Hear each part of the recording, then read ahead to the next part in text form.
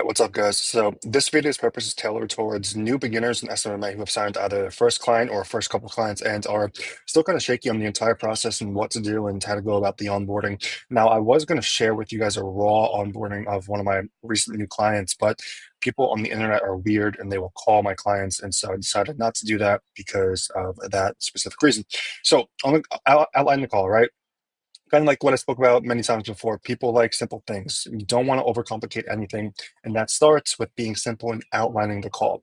You're a professional at what you do, and you have to outline the call, set the expectations, and take control. Similar to sales calls, similar to when you're setting for sales calls, you never let the prospect dictate the call. You're a professional. This is what you do for a living. It's not up to them, it's up to you. And so outline the call and just be like, hey, man, yeah, so for the next 30 to 45 minutes, we're going to be going over getting access to your Meta account, talking about how we can add myself to your account, setting up two-factor authentication, making sure your ad account is rock solid, and then we can get into the strategy portion of it and discuss some of the unique angles we can take to help kind of optimize your ads in the most efficient way as possible. And they'll be like, yeah, sure, let's do it. So outline the call, just take 30 seconds to do it. And then you're going to want to do this over Zoom because there's a really cool, unique feature where you can just get control over their mouse and just breeze through the onboarding yourself. And that could take anywhere between 10 to 15 minutes. It's that quick, but you have to explain what you're doing. So on Zoom, have them go to business.facebook.com, have them share their screen with you, request control over their mouse. It's just in the three dots at the top. You just click that and then click request control over mouse. And you're going to run through the entire account. And what you're going to be doing is just describing what Meta Business Suite is. It's the umbrella. Everything else is underneath it. And that includes adding yourself as a partner. Do this on the call, show them what's happening. You can also have them add payments on the call. Make them do all of this, guys, on the call. Similar to when you tie people down on sales calls, tie people down to this, because if you get off the call, it's like, yeah, they'll do it, but it's just a matter of like how long is it going to take them to do it. And speed loves money and money loves speed. And we have to move fast in this game. Same thing with media buying. If you run into ad fatigue, you're going to know what works and what doesn't work by the speed of how fast you test new things and new creatives.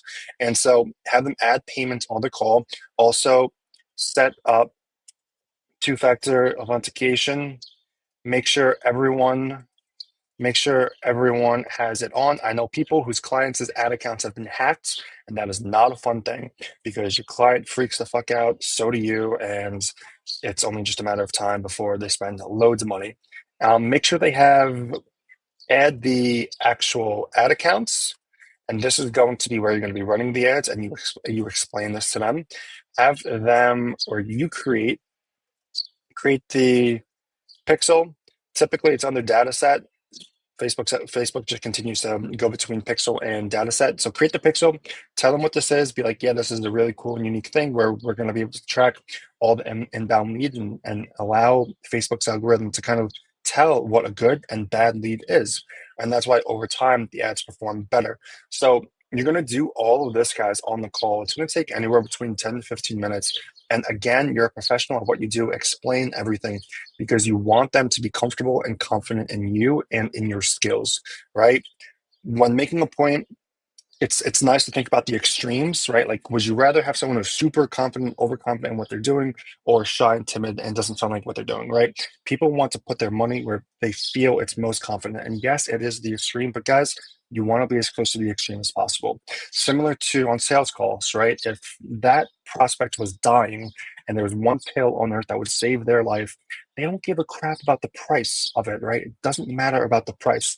And so same thing with that, and you want to be as close to the extreme as possible, and you want them to make it come down to the value and that it's really going to save their life. And you want them to believe that, because if it is, then if it truly is gonna, if you believe in what you're doing, then that shouldn't be a problem. So you guys do all of this in the call and just take control, really take control, get their feedback. Sometimes some clients are familiar with this, sometimes some aren't.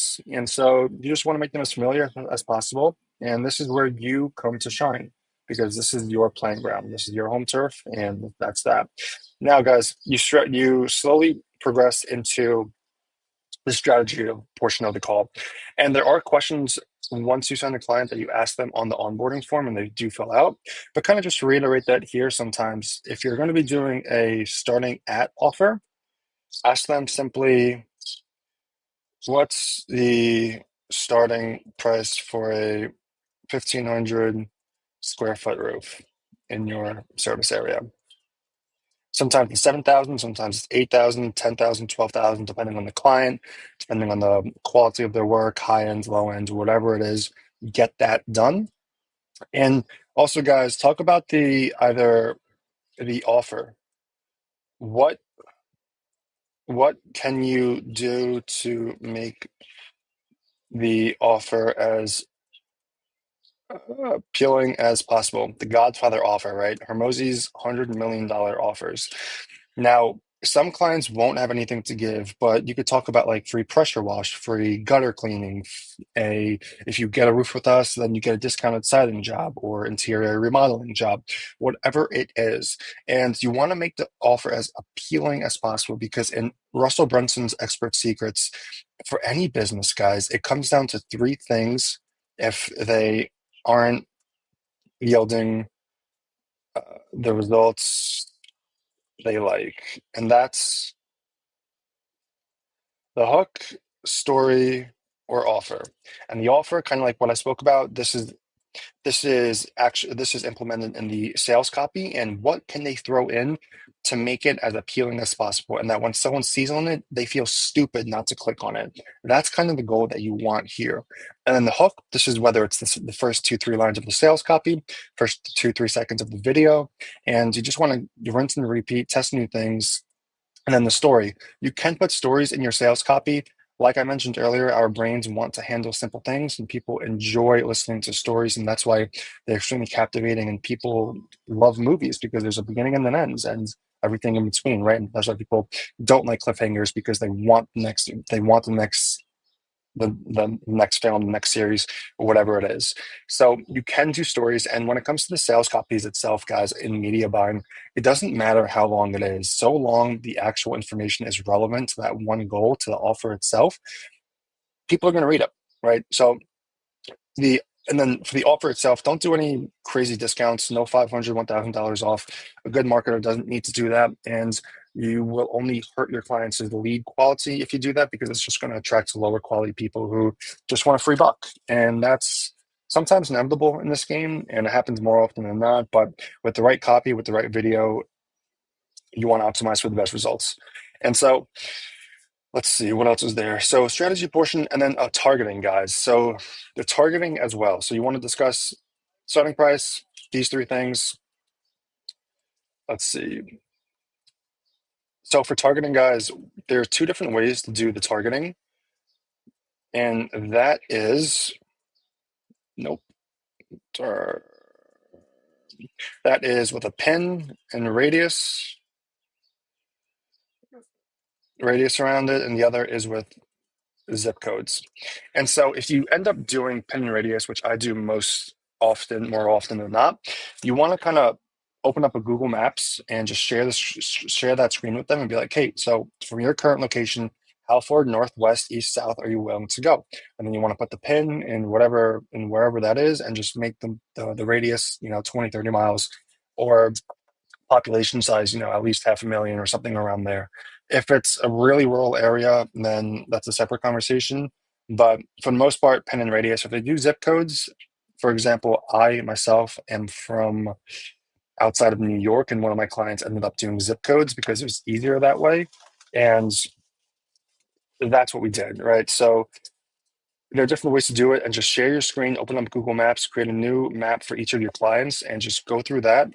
And I mean, that's pretty much it, guys, right? Like this entire call right here will just take anywhere between 30 to 40, 45 minutes. And you want them to be as comfortable as possible, because this is the first call after you make the sale. And it's really important to have them put full faith and trust into you. And you can do that by exemplifying that you know what the hell you're talking about. And that's really important. So I hope this helps a little bit. And sometimes people don't do the strategy portion of the call. I do, just because it also helps in building with relationships with your clients. And it also allows them to kind of open up and talk about why their company is unique, and you want that perspective because you want deep niche research, and you might understand your niche, and that's great, but learning never stops, and that's the truth. And if you could take one thing from someone throughout every single interaction, you're going to be a hell of a lot better person if you just, don't care about what people have to say. So, guys, that's pretty much that. Just a quick 10-minute video. And again, I was going to share with you a raw onboarding, but people are weird on the internet and decided not to do that. So that's that. And I'll see you guys in the next piece.